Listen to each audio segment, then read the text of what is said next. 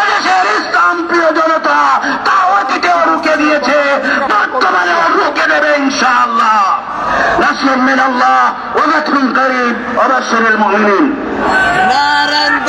সম্মানিত উপস্থিতি, এখন বক্তব্য রাখবেন হেফাজত লালবাগ জোন নেতা মাওলানা সানাউল্লাহ খান।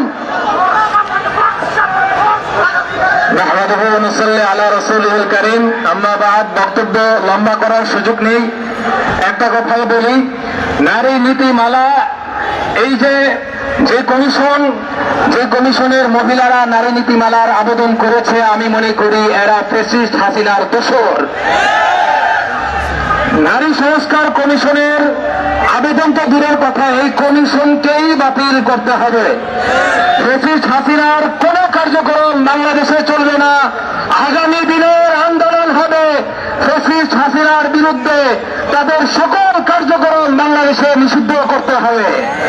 সংক্ষিপ্ত বক্তব্য এখানে শেষ করছি। নাসরুম মিনাল্লাহ ওয়া ফাতহুন করিব।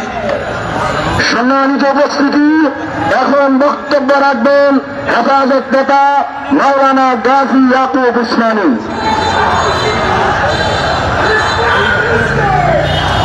হেফাজত ইসলাম পল্টন জনপদ থেকে আয়োজিত আজকের সংক্ষিপ্ত সমাবেশ ও বিক্ষোভ মিছিলের সংগ্রামী সভাপতি, কেন্দ্রীয় নেতৃবৃন্দ, বিক্ষুব্ধ জনতা, নারী কমিশন কর্তৃক যে সংস্কার প্রস্তাবনা পেশ করেছে তার ব্যাপার আমার কোনো কথা নেই।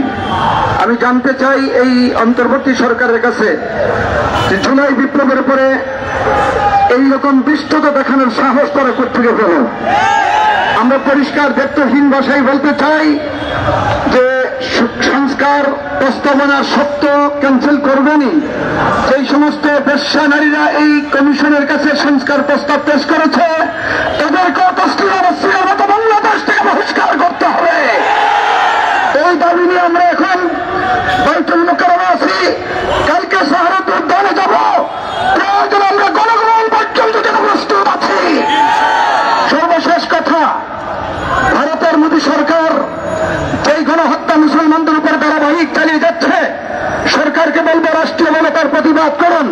আমি আপনাদেরকে জিজ্ঞাসা করি, গজওয়ে হিন্দের যদি ডাক আসে আমরা কি রক্ত দিতে প্রস্তুত আছি? ইনশাআল্লাহ। আল্লাহ তৌফিক দান করুন।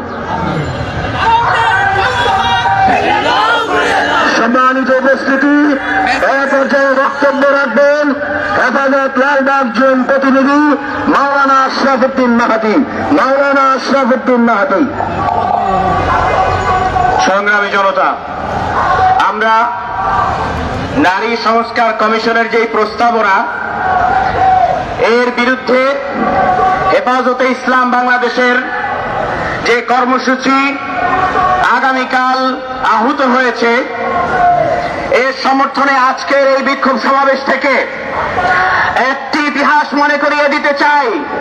বাংলাদেশের জনগণ এই নারী নীতিমালা, নারী সংস্কার কমিশনের প্রস্তাবিত যে সমস্ত প্রস্তাবনা এসেছে, এর বিরুদ্ধে 2011 সালেই জনরায় জানিয়ে দিয়েছিল।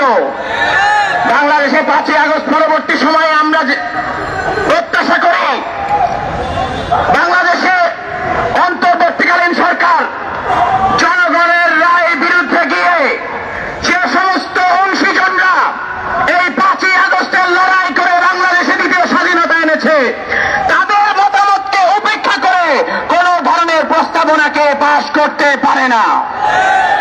আমরা নারী সংস্কার কমিশনের কোরআন সুন্নাহ বিরোধী যে সমস্ত প্রস্তাবনা আছে, সে সমস্ত প্রস্তাবনা বাতিলের দাবি জানাই।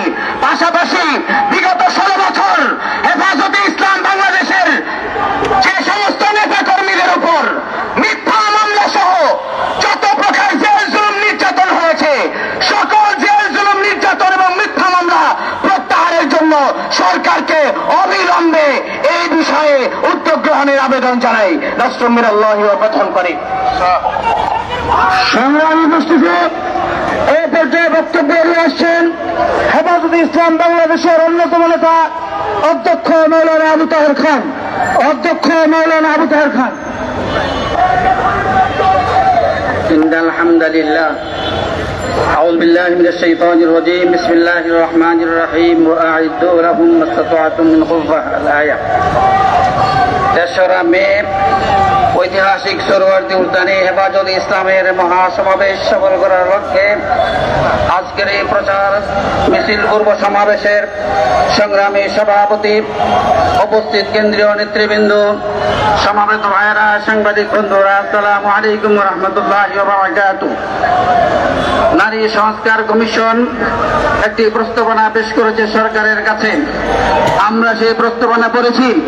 এই প্রস্তাবনা সম্পূর্ণ রাষ্ট্র বিরোধী, ইসলাম বিরোধী, কোরআন বিরোধী, হাদিস বিরোধী, সর্বোপরি স্বাধীনতা সার্বভৌমত্ব বিরোধী।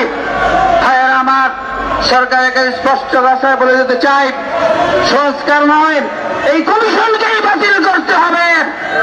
এই কমিশন যারা দিয়ে প্রস্তাবনা দিয়েছেন তারা ভারতীয় হন, ভারতীয় গোয়েন্দা সংস্থার হয়ে ভারতীয় দালালদের, কৃষিবাদের, তুষারদের এজেন্ডা বাস্তবায়ন করার জন্যই এই প্রস্তাবনা পেশ করেছে। ভাইয়েরা আমার, Immigration to Canada. We provide the best quality service and solution for Canada immigration. Please visit our website and contact for details.